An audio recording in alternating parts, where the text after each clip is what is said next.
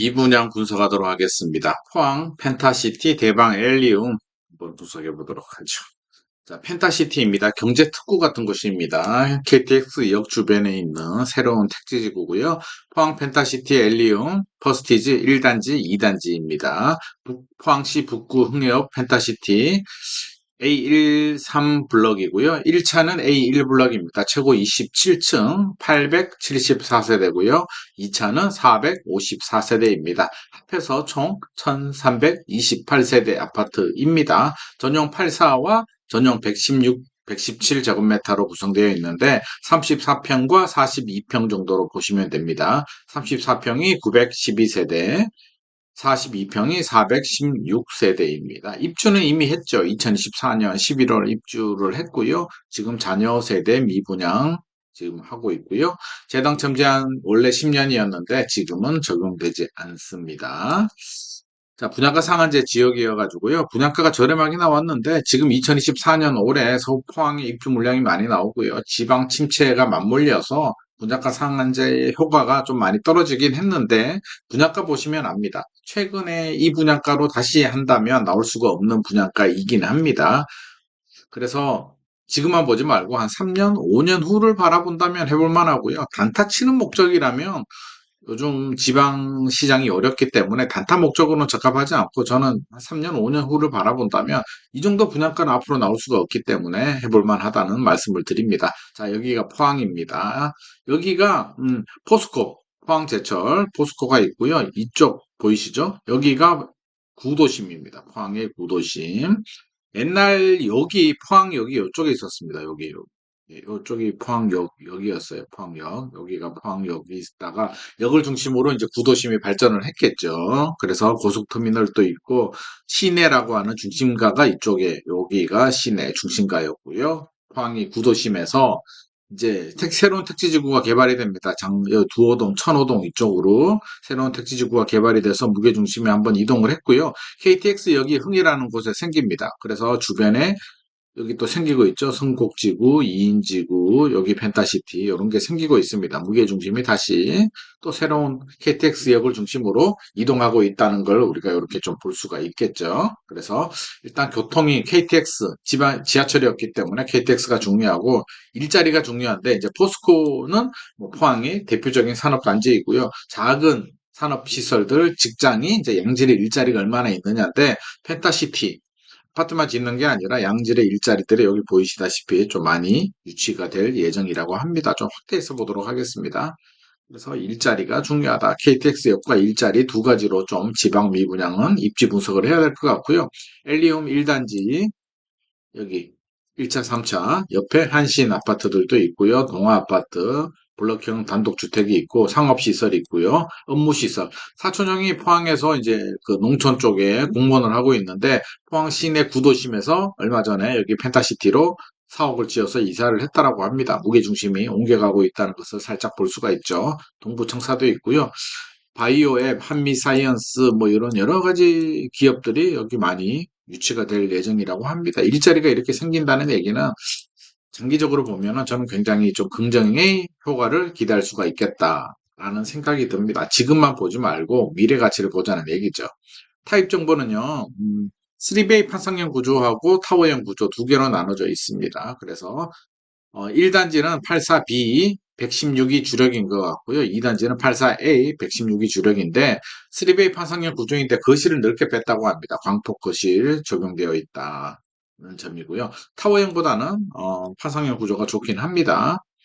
단지 배치도 한번 보면 자, 단지 배치도 여기가 남양, 이쪽이 남양입니다. 남양이고 여기가 동양, 여기가 동, 여기가 서입니다. 서. 그러니까 이쪽이 남동양, 여기가 남동양이고요.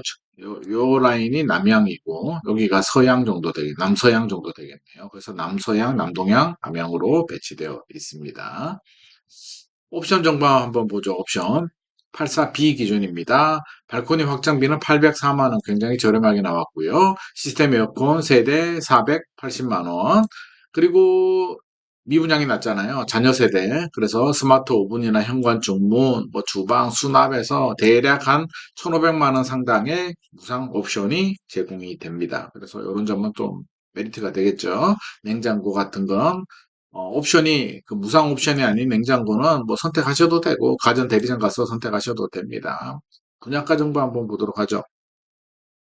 84B로 한번 보겠습니다. 3베이 판상형 구조 34.54평, 34평이고요. 3억 6,671만 원. 지금 포항에서 새 아파트들 가격이 아주 좋은 곳들은 뭐 5억, 6억에도 나오고요. 보통 좀 새 아파트라고 하면 3억, 4억대 사이입니다. 그래서 지금 포항의 새 아파트 시세 정도라고 할 수가 있는데요. 최근에 공사비 급등을 생각해 보면 평당 3.3제곱미터당 1,062만 원입니다. 최근에 공사비가 1,000만 원이 넘어갔거든요. 1,200만 원 정도 나오고 있는데 공사비만 1,000만 원이라는 얘기는 최근에 나오는 아파트 공사비. 그러니까 지금 새롭게 이 자리에 아파트를 짓는다면 이 가격에 나올 수가 없다는 거죠. 2024년 올해는 입주 물량이 좀 많이 나와서 또 지방에 침체 맞물려 있는데 3년, 5년 후에 이제 입주 물량이 줄어들 거잖아요. 건설회사들이 지금 신규 공급할 수 있습니까? 못하죠. 그러면 3년, 5년 후에 계속 입주 물량 줄어들게 되고 나중에 이제 금리도 뭐 내려가 있겠죠. 3년, 5년 후에 주택 시장이 다시 한번 더 살아난다면 이런 게 또 기회가 될 수도 있습니다. 그래서 제가 지금 추천을 드리는 거고요. 단타 목적보다는 3년, 5년 정도 후를 생각한다면 이 가격에는 나올 수가 없는 가격이다. 새 아파트를 못 짓는다는 말씀. 주변 아파트하고 비교해보면요. 펜타시티 엘리움이 1,062만 원이라고 했는데 지금 비슷합니다. 시세가 입주했으니까 비슷하게 한신더 휴도 옆에 있는 뭐 비슷하게 형성되어 있고요. 여기가 이제 최근에 분양해서 굉장히 논란이 됐던 아파트인데 힐스테이트 더샵 음, 상생공가 1620만 원 너무한 거 아니야? 이게 진짜 이거 물론 입지가 좋습니다. 뭐 입지도 괜찮고요. 뭐 브랜드 아파트이긴 한데도 좀 너무 과하게 나왔다는 생각이 듭니다. 하나공원 힐스테이트가 1,400만 원 정도. 그래서 지금 나오는 아파트들은 이 정도 나옵니다. 1,400만 원 정도 분양하는 게 맞아요. 근데 1,600만 원은 굉장한 자신감을 보여준 것 같고 최근 원주에 포항이 원주보다 인구가 더 많잖아요. 양재로 일자리도 더 많은데 원주 푸르지오 더 센트럴이 1,463만 원. 그러니까 지금 분양하면 1,400만 원 정도 평당 1,400만 원 정도가 나오는데 몇 년 전에 이제 먼저 시작을 했기 때문에 이 가격이 나온다. 그렇죠. 그래서 이 정도 가격 경쟁력이라면 지금은 포항에 입주 물량이 많지만 나중을 생각한다면 이거는 뭐 해볼 만하지 않나 하는 생각에서 제가 한번 분석을 해봤습니다. 자, 공급 물량은 올해가 터집니다. 자, 적정 수요가 2,400세대 정도 되는데 만 세대가 넘어버리니까 2024년 올해는 터지고요. 이제 2025년부터 점진적으로 내려올 예정입니다. 그래서 제가 3년, 5년 후를 보라는 이야기를 하고 있는 거고요. 미분양도 지금 968호 서울과 비슷한 수준인데 2월보다는 좀 줄었고요. 작년 2월은 2,000호니까 점진적으로 좀 줄어들고 있는 중입니다. 줄어들고 있는 중이기 때문에 올해만 보지 말고 3년, 5년 후를 보자라는 말씀을 드렸고요. 지금 신규 택지지구이기 때문에 아직은 어수선합니다. 막 공사 중이에요. 공사판입니다. 그래서 미래 가치를 좀 염두에 두고 우리가 좀 판단을 해야 될 것 같고요. 입지는 이제 새로운 택지지구이기 때문에 3.5점을 줬고요. 가격은 지금만 보면은 3점이 맞는데 최근에 공사비 급등이라든지 앞으로를 생각해서 3.5점, 나중에 시간이 더 지나면 4점까지도 올라갈 수도 있겠죠. 교통도 지하철역이 없으니까 단순히 판단하기는 어려운데 KTX역 접근성을 생각해 보면 3.5점 정도 줘도 무난할 것 같고요. 앞으로 이제 버스 노선들도 더 확충이 되면 개선이 되겠죠. 편의시설도 지금은 이제 빈터들이 많은데 나중에 상업시설들 다 갖춰지고 아파트 입주하고 갖춰지고 나면 편의시설도 좀 올라올 것 같습니다. 학교, 초등학교 근처가 있어서 4점 줬고요. 세대수 1차, 2차 합쳐서 1000세대 넘으니까 4점.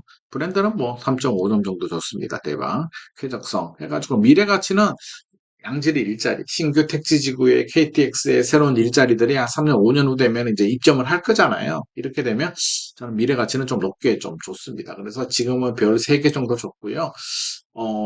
단타로 이렇게 들어가는 건 지금 금리가 언제 올라갈지도 모르겠고요. 부동산 시장이 언제 반등을 할지는 아무도 모릅니다. 이게 뭐 내년에 반등을 할지 모르는 상황이니까 단타 목적으로는 저는 어지간하면 아파트 단타 목적으로는 추천하지 않고요. 펜타시티뿐만 아니라 다른 아파트도 마찬가지입니다. 서울에 있는 아파트도 저는 단타 목적으로는 추천하지 않습니다. 3년, 5년 후 중장기적으로 본다면 이 정도 가격이라면 지금 공사비만 1,200만 원, 3.3제곱미터당 1,200만 원이 나오기 때문에 분양가가 평당 1,000만 원이라면 저는 미래 가치를 본다면 괜찮은 가격이다라는 생각이 듭니다. 자, 오늘의 내용이 도움이 되셨다면 좋아요와 구독 부탁드립니다.